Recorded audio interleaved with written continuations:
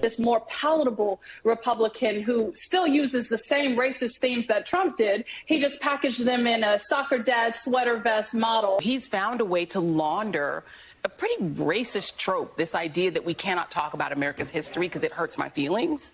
He's turned that into a campaign. White voters do have anxiety about a changing America, right? That it is blacker, it is browner. You've got the Republicans yelling like, hey, look, the black and brown folks are coming for us. Some Republican candidates are perfectly willing to use race as a motivating factor for their base. That has gone on for decades, and it happened this year. Race is just the most palpable tool in the toolkit.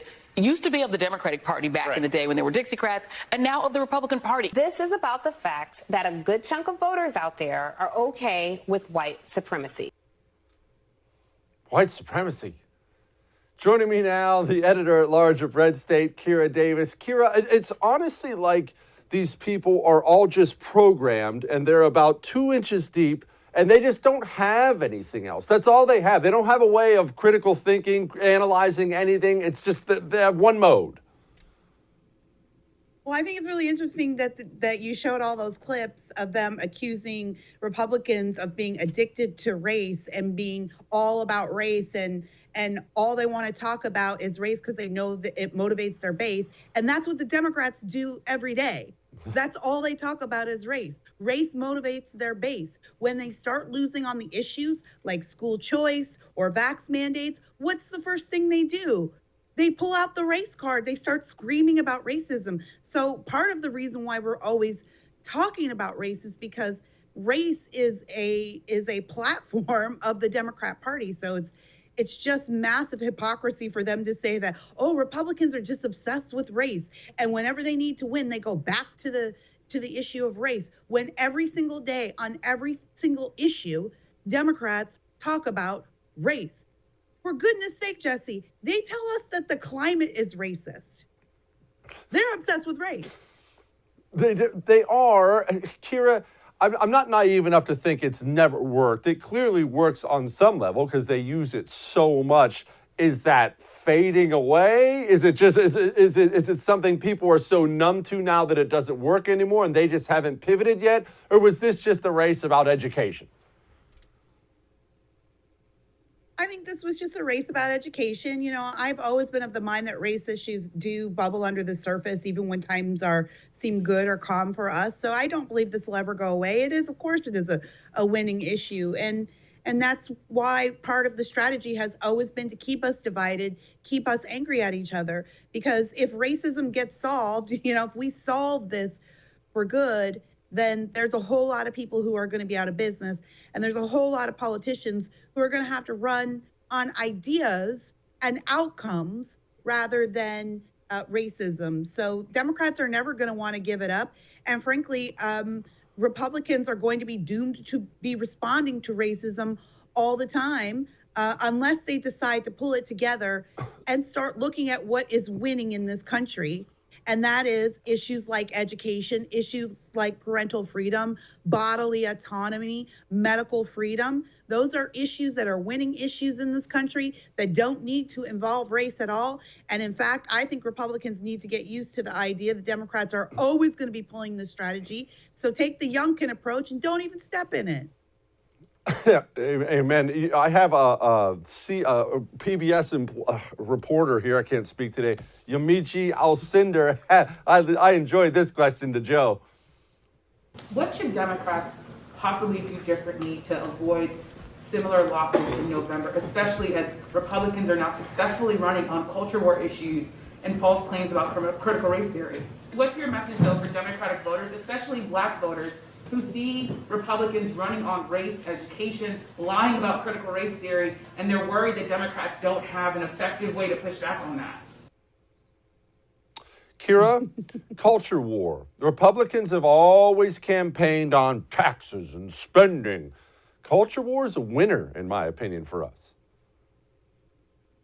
I've never been one of those conservatives that has felt like we need to leave the culture wars to the social groups, or, I mean, there are a lot of conservatives and, of course, libertarians who will tell you that, oh, no, we should just focus on taxes. We should just focus on fiscal responsibility. But I believe that that the great John Adams said that, you know, our Constitution is built for a moral people. So social issues absolutely do fit into what we need to be fighting for, because those things do spill over. And also, Jesse, just the same point I was making about race. We always talk about these issues regarding what Republicans should be doing and what they should be talking about. But Democrats run on social issues all the time. It's all they have. Abortion is a social issue. How come it's only a problem when Republicans run against abortion? Then it's a social issue. But Democrats run on abortion all the time. That's a social issue. Criminal justice reform is a social issue. Gay marriage is a social issue. They run on them all the time. We only ever call them social issues when Republicans decide to take them up.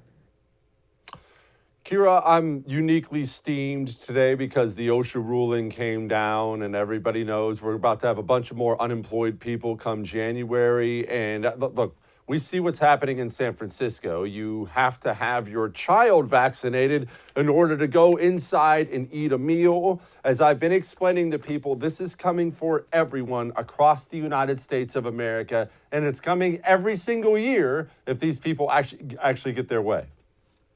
Yeah, that's why it has to stop here, because, you know, if we don't draw the line here, it will never end, because we just barely got this vaccine, and we're already talking about, well, you know, maybe you're not fully vaccinated unless you have a booster.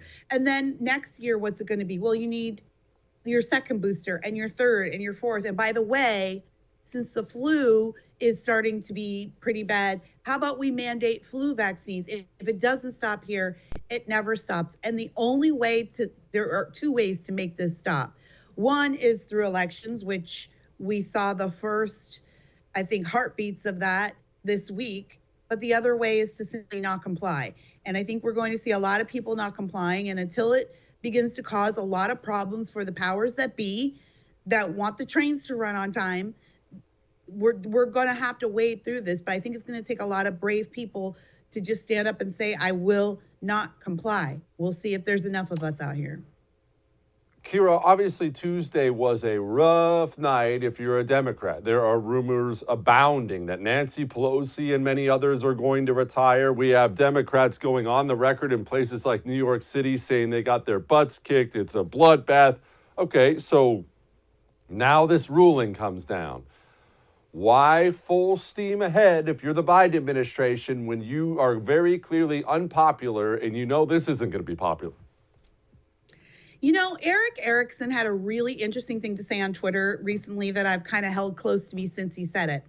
He had an idea about this, that the reason why they're doubling down, even though it seems pretty unpopular in most places, you know, you have those liberal pockets where they just love to be in bondage, but in most places, this is really unpopular. The reason why is because they're committed to the narrative.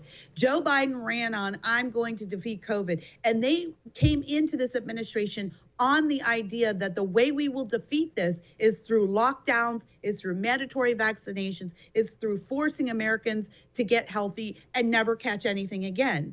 And it doesn't work, obviously, but that's the narrative they chose. And they truly believe that it can work if they can just be forceful enough.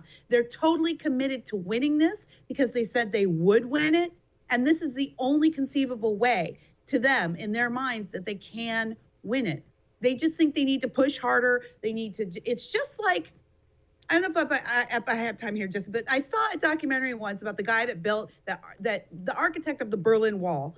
And believe me, it's crazy, but there was actually an architect for that wall. And it was an interview that was taken in the 1990s. It was this old, like, East German guy, and he obviously was very mad that the wall had come down. And he said, we had to build the wall. We had to, because when socialism came to East Germany, people kept trying to leave. And we had to find a way to make people stay so that they could see that socialism worked. And if they all left, they wouldn't be able to see that socialism worked. So we had to force them to stay, and then they could understand over time that this was the best system. This is what they're doing to us. They're erecting a Berlin Wall around us to force us to see that their methods will work if we just sit still long enough. Kira Davis, everybody. Kira, thank you so much. Thanks, Jesse.